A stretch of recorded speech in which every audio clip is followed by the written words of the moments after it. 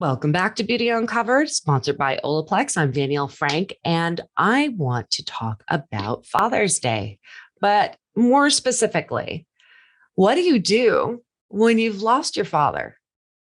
I was noticing a few years back of posts on different social media, Facebook a lot, but talking about how they lost a parent. This could have been before Mother's Day, Father's Day, any holiday, and how difficult that is to go through. I got to admit, I don't know if I completely understood, especially when it's been like decades since the person passed. And I think once you've lost a parent, you suddenly have that, oh, that's what it feels like. And that's whether you had a fantastic relationship with your parent or not so great. Either way can be painful. So we winded up contacting Dr. Justin Puder, who is on social media. If you go on TikTok or Instagram, it's a modern therapist. He also has a podcast called Drop In with Dr. J. Absolutely enjoy him thoroughly. And I thought he would be a perfect person to have this conversation, especially someone that had lost his father at 19, that we could have a conversation. And how is the best way for us to get through this? How are we supposed to feel? So with that being said, let's get started. Justin, I am so thrilled that you're here. Oh, actually, I never even asked you. I mean, do you prefer Dr. Puder or Justin? Justin's fine. Yeah. Okay, I'm so glad that you're here. I was just explaining to Justin that the first time I saw him was on TikTok on the 4th of May. He did a great video that was like, may or may not have resonated with a lot of my friends. And and I realized I'm sitting here talking to one of the people that reaches out to people, and I was like, oh my gosh, I can't believe I wasn't following you. So all of you, if you're listening, definitely go take a look at A Modern Therapist. Fantastic content. Thank you so much for coming on here. Really appreciate the compliments and, of course, having me on. That means a lot to me. And you also have your own podcast. I did not realize that until you wrote back. I mean, do you have that in your bio and everything? I didn't even realize. Yeah, it's relatively new. It's funny how quickly like 20 episodes can stack. But yeah, just started a couple months ago. So stoked about it. Talking about all kinds of different mental health difficulties, especially in the world that we live in right now. There's plenty to talk about. Well, in my opinion, you're a great communicator. So and definitely Thank worth you. a check out. And it's Drop In with Dr. J. That's correct. Yeah. Awesome. So we're here because we were recently talking, me and my team, we were talking about, hey, what are we going to do for Father's Day? And, as many of our listeners know, and some of my friends, my father passed away about 3 years ago, lived a wonderful, fabulous, long life, 86 years old. But I don't think it really matters, right? I think it doesn't matter when something is wonderful in your life, unconditional love, all of those good things, even one day missed is hard. So I often think about my childhood best friend lost her father when she was all of, 9-10 years old, somewhere around there. And I remember years and years later, Father's Day was difficult. Mm-hmm. It was difficult. And I remember thinking, but it was so long ago. Which is, right. I don't think you understand until you go through it. And I know that you've gone through this as well. Right. I lost my father when I was 19. He died of brain cancer when he was 41. But you're right. This grief is one of those things until you go through it. It's hard to grasp that this bond, this connection that you had with the person, that you long and miss it, no matter how much time has gone by. But certainly like on holidays like Father's Day or their birthday or Christmas, whatever it might be for you, there's those days that come up that you're like, I'm used to being with this person. Yes. And I think that this does speak to a larger conversation. It's not just about Father's Day. Of course, it could be Mother's Day, sure, any holiday. And I think that, one of the things that I was hoping we can have a conversation about is one, how do you cope? How do you deal? How do you get through that day where I can't help but sit there and feel like I'm watching all these people just getting that moment that we wish we had. Yeah. I think one of the most difficult things people run into is when they try to ignore what they're feeling. Of course, as a psychologist, I see this all the time. You come from a family where you weren't allowed to be sad, or you weren't allowed to express certain emotions, or that's just not a norm for you. But especially when it comes to grief, the sadness is real and it's valid. You might be angry, you might be frustrated. There's a whole range of emotions you might feel that day. When I work with people and they're stuck, often they're trying to avoid what they truly feel. Versus when the day comes along and you can mindfully plan for it and know, hey, on this day, I might be a little lower. I might be kind of sad. I might be more reflective and thinking about memories more than usual. For those types of people who tend to avoid their emotions, it's being intentional about how can I sit with my emotions and kind of honor the legacy of this person that's passed. Some people will do something, in memory of that person, like, oh, my dad loved going to the beach, so I'm going to the beach that day. And I'm just going to allow myself to feel whatever comes up. So you don't think it should be distractionary? No. There's no. I might have done that once or twice. That is what we don't want. There's no therapist, psychologist, mental health professional who will tell you avoidance is good. Avoidance is never good for your mental health. No. When we tell ourselves, I'm not allowed to be sad, or I don't want to be sad, it works against us. It prolongs and sort of invalidates what we actually feel. And again, everyone right now is probably evaluating how they deal with like sadness or any type of emotion. But that sadness is there for a reason. We need all our emotions there and being able to express them for a reason, because it communicates importance to us. It communicates certain memories or a meaningful bond or connection. So no, not recommending, trying to avoid what you might be feeling or I don't know. Sometimes it's like you just don't want to marinate in it. And I that is great. I love the words that you use there, to marinate in it, because a lot of people, that could be joy or sadness. I mean, it could go either way, but sometimes it's like you feel like you're just stewing and marinating in it. I think what holds to be true though for most people is when you give yourself permission to feel it, it doesn't tend to last as long as you think it does. Versus psychologically, we know when people try to bury and avoid certain emotions, it certainly prolongs, whether we're talking about grief, trauma, any sort of emotional experience. But yes, does there become a time where it's like, okay, using the beach example, I've been here for a few hours, I've been sad. Is it time for me to get up, move about my day, transition? Sure. There might come that point, but it's a whole different thing when we're going to try to ignore what we feel.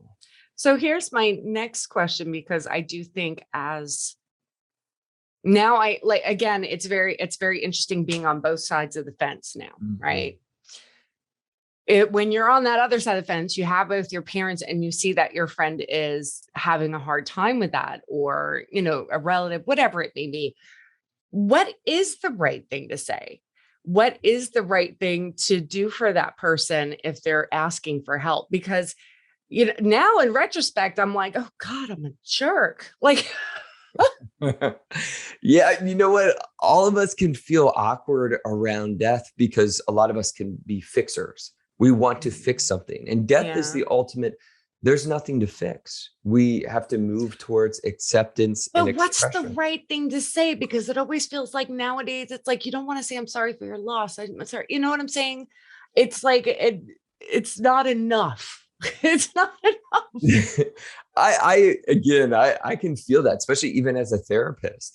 But a lot of times it's just being present with someone. And again, not avoiding the conversation, even asking just transparently, how are you doing today? Yeah. How are you feeling today? Often what we need is just the validation that today's hard for me. Or today I might be feeling sad. And then in that sadness, 2 minutes later, I might be laughing about a funny memory. But when you have someone come alongside and be present with you in that and be like, I was thinking about your dad today. I wonder what's going on with you, or how's it sitting with you today? That little honoring moment of connection goes a long way for people, because there's no right thing to say. Of course, we're sorry that you lost your father or your loved one. And again, is that the wrong thing to say? No, it's not. But being present beyond that, not just saying, hey, I'm sorry, and walking away. A lot of us want someone to be able to sit beside us, have that coffee, and just spend a couple minutes talking about our loved one.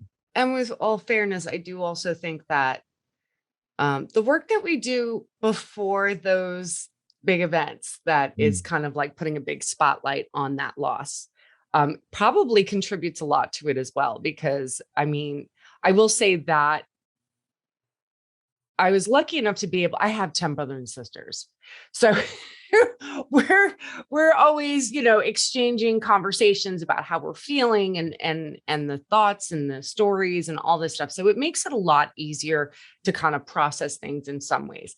But I do think that therapy does make a huge difference. I do think I have to dive into it a little bit more, but I think it does make a big difference when you're having that kind of loss, to be able to process it when you do have days like this. Absolutely right. And I was going to say, on the other side, it's okay if you don't feel anything. And that a lot of my clients will ask me that, of like, oh my gosh, it's Father's Day, I don't feel sad.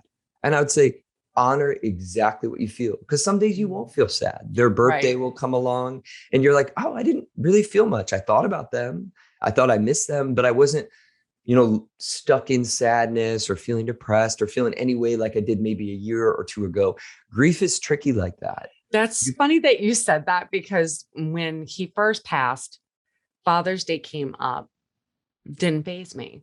Mm-hmm. His birthday in September, which I hadn't celebrated birthday with him in years. Oof. So I planned out everything. I baked a cake, his favorite cake. His mother used to make it for him. And my kids and I all wore different hats, because he used to live with us for a little while. And we wore all his hats and his t-shirts, and we made sure to spill food on our shirt, because he always did. But we would say his little, what is it? When people have sayings, he used to have like some, man alive. He just would say these strange things. So we would all do all these different sayings and stuff. And it was more of a celebration. We called it Pop Pop Day. But but I think that that day it was harder. But then, then another day that you would think it wouldn't be a big deal. And then all of a sudden it is. I guess it's like a strange thing. It does come in waves. It does. And years can go by for some people where they're like, the last 5 years, I haven't felt anything. And all of a sudden this year. Yes. And of course, as a therapist, I like exploring that, but it's also validating that's the grief journey. Yeah. That's absolutely it. For most of us, the waves crash harder and are biggest in the beginning, that you kind of feel like it's hard to do everyday activities. I just miss this person so much. And over time, the waves get smaller and smaller. But that's not to say, on like a 10-year anniversary or something like that, right, that you might feel a lot. And that's totally normal. It is funny, because I think about my mom when she lost her parents and everything. I mean, don't get me wrong, you go through the grief and all that stuff. I think it was when she started to get to certain, I would call almost like milestones in her life. Right. And you suddenly have that connection of the milestone that your parent went through or didn't go through. And suddenly you're like, oh, wow. Or maybe you have a completely different understanding of your parent than you did before. And you're like, oh my gosh. And then they're not there. You can't have that conversation. It's true. And yet a lot of us do well with sort of honoring, in whatever sense, that we can still have that conversation aloud. Of like, a lot of people will either journal or talk aloud and be like, Dad, I wish you're here today with me as I'm graduating. I know that was true for me when I graduated with my doctorate degree. I'm like, oh, my dad would have been so stoked for me to be here. But that day I spoke to him. I'm like, Dad, thank you so much for the ways you encouraged me, instilled hard work in me. It's been such a long journey. Spent most of my life in school, but I finally did it. Like, that expression, it leads to a release. And truly, for many of us, no matter what spiritual background you might have or not have, it's a certain connection that it keeps going, because you're thinking about that person. And finding a way, in whatever way feels right, through writing and verbalizing it, is a great way that we can continue that bond. That's so funny. I saw I don't know if you've ever seen it. Andrew Garfield lost his mother. And he Mhm. did an interview where they were saying, oh, we heard that you had a big loss and yet you're still here. And he says, forgive me if I tear up. I hope I never lose this grief because of the fact that it is all the unexpressed love I have for that person. And I just went, "Ooh, So beautiful. wow, So beautiful. And so so powerful, so yeah. powerful." And I know there's people out there who are like, I had a complicated relationship with my father, or they might be like, me and my father were strained, we weren't that close. It's okay to grieve that as well. So certainly all the different relationships we can have with a person, you can still experience grief. I do want to like talk about that and validate that, because I have friends that have lost parents that unfortunately that parent was not there for them. That Mhm. parent was not it was not the relationship that you read in stories. And ultimately, you're supposed to not feel anything while that they walked out of my life or they did wrong by me or whatever. But the truth is that in many ways you're also grieving what could have been or should have Right. been. That's Absolutely. hard. It is definitely hard, and it can feel different. People can be sitting with anger, Mm. frustration, and feel sort of an array of other emotions that aren't really sadness. So it is the expression of it as well, though, and being able And to it's just okay to feel it. it all goes back to that, right? Because when people start looking inward and they're like, oh, today's gonna be hard. A lot of it is I don't want to feel, whatever emotion I might be sitting with. But you're right that it becomes more complicated and people need to have the space to flush it out. I know many people come into therapy and they're grieving through the anger of like, I was neglected, or again, my father didn't put the time and energy that I know I deserved. And what people end up realizing is that they have a lot of other types of connections in their life that Mhm. can start to fulfill like a fatherly or wisdom or kind of figure that maybe they didn't get that energy from their actual, biological father. And as friends, it's a good idea to just make space for that, because Absolutely. yeah, because I mean, even though we all know these people and oh, they had a contentious relationship, whatever, it doesn't matter. A loss is a loss. It absolutely, I'm so glad you said that, because again, if you haven't been through grief, some people on the outside might be like, oh, you weren't that close with them. And it's like, that is absolutely not how grief works. No, It's no, it not doesn't. always a product of how close you were. We can lose people in our lives that, again, we're mourning and losing the loss of what we wish we had. Right. No, I think that's the big one for me is like I said, I've seen a few friends where it was like, ooh, it was the loss of what could have been, what should have been, what you wanted, and unfortunately did not get. Oh, Absolutely. wow. So I am so grateful for this conversation, because I really do think that I think it helps a lot of people, myself included. Thank you so much for coming on today, because it's hard getting through this stuff.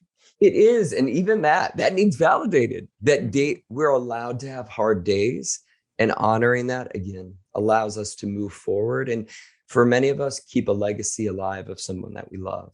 All right. Well, thank you for coming on, Justin. And everybody, be sure to take a look at all of his social media channels and the podcast. And I'm going to tune in tonight because that's exciting. Thank you so much for coming on. Thank you for having me.